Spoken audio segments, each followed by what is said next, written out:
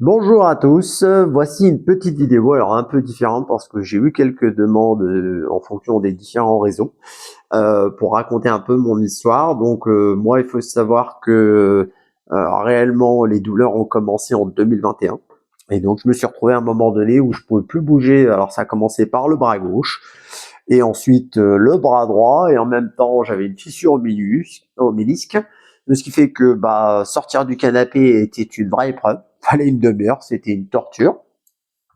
Et donc là, on rentre dans le périple médical de la déshérence, de l'ignorance et de tout un parcours qui est très très long et très compliqué comme pour tout à chacun.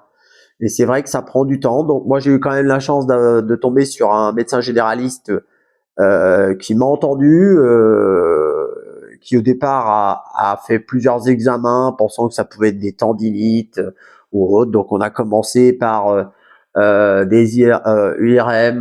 Non, on a commencé par comment ça s'appelle? Ah, j'ai oublié le nom. Comme pour les femmes enceintes. Je- Ça me reviendra, je vous le dirai par la suite. Et en fait, vous rentrez dans un périple où vous passez des examens et des examens. Et ne trouvant pas de solution, on a décidé de m'envoyer vers la médecine interne. Donc la médecine interne, pour expliquer, pour ceux qui connaissent pas, on pourrait voir ça un peu comme Dr House, mais en version française, hein, j'entends. Où là, en fait, c'est des gens qui sont un peu plus spécialisés dans des maladies parfois un peu atypiques et qui vont faire des examens. Donc vous allez avoir pas mal de prises de sang, vous êtes en hôpital journalier, en hôpital de jour. Donc en règle générale, vous allez passer pas mal de temps dans l'hôpital où on va vous faire des IRM. Alors bon, on va faire IRM du cerveau pour voir s'il n'y avait pas une infection ou un cancer au niveau du cerveau, pareil au niveau des os. Ensuite, on m'a fait aussi des dépistages pour la maladie de Lyme.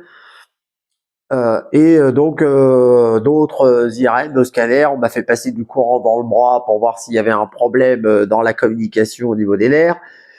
Et c'est vrai que c'est très compliqué.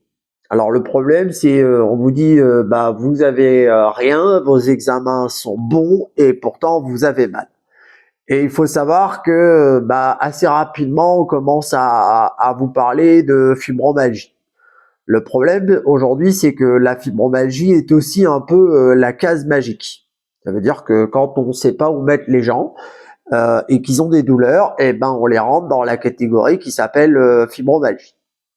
Donc moi, comme je vous le disais, c'était en 2021. J'ai été déclaré en fibromyalgie seulement cette année. Donc pour vous dire, ça fait 4 ans, 4 ans plein.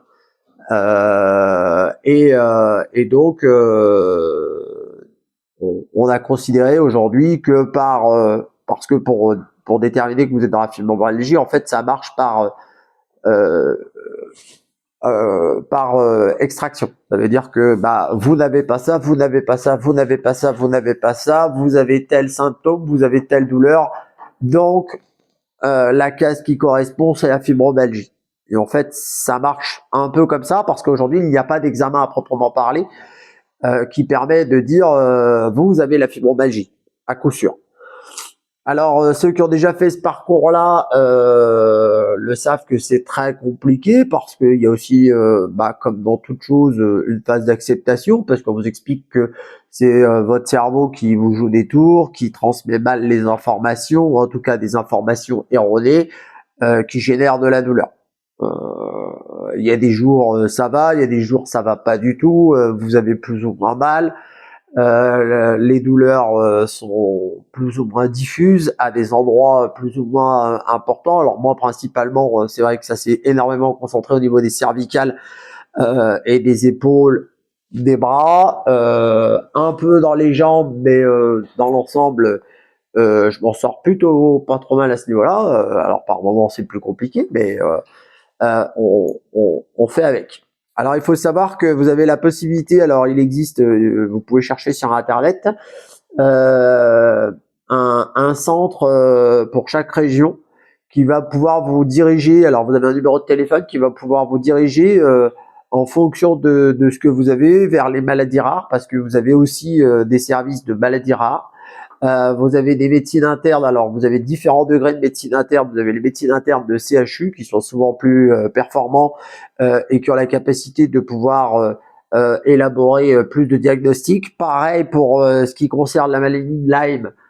C'est pas parce que en France on vous a dit que vous aviez pas la maladie de Lyme que ça ne peut pas être la maladie de Lyme, parce que le test qu'on fait pour la maladie de Lyme, en fonction de si vous le faites en France ou en Suisse, c'est pas le même. Le problème, c'est que si vous le faites en Suisse et que vous avez la maladie de Lyme, vous ne serez pas reconnu sur le territoire national. Ça, c'est une autre problématique. Et donc, en fait, voilà, c'est tout ce petit parcours-là. Et une fois que vous avez la reconnaissance, rentre la deuxième brique, qui est de dire, je vais monter un dossier MDPH. Alors, pourquoi monter un dossier MDPH?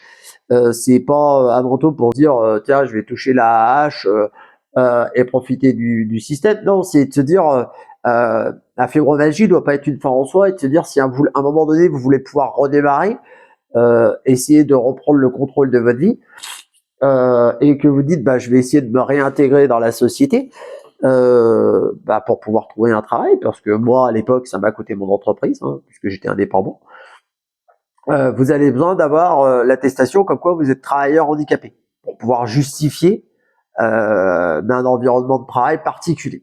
Et ça va passer par la MDPH. Et là encore, ça va être un parcours plus ou moins long. Donc moi là, je suis en plein processus, j'ai envoyé le dossier. La première chose qu'on me dit, c'est que votre dossier n'est pas complet, alors qu'il l'est, mais parce qu'il faut comprendre que les délais sont longs, qu'il y a beaucoup de dossiers à traiter et qu'on fait tout pour repousser au maximum les délais.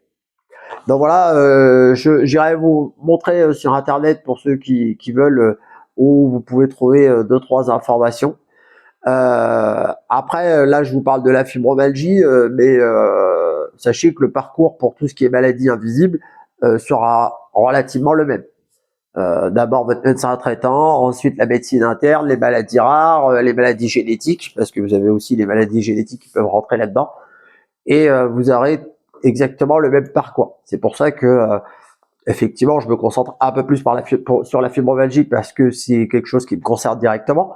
Mais j'oublie pas les autres, parce que finalement, on est un peu dans tout le même sac. Donc j'espère avoir répondu à quelques interrogations que vous posiez. Si vous avez des questions, n'hésitez pas, abonnez-vous, likez, appréciez, donnez-moi votre avis, racontez-moi votre histoire aussi, c'est intéressant. Et puis le but, c'est d'essayer de faire pour que ça aille mieux. Et comme je dis toujours, ma chaîne a été créée dans le but de reprendre le contrôle de sa vie. Alors d'abord, reprendre le contrôle de son corps, et petit à petit de reprendre le contrôle de sa vie, parce que je pense que le but, il est là. Allez, je vous souhaite une bonne fin de journée, amusez-vous bien, ciao ciao.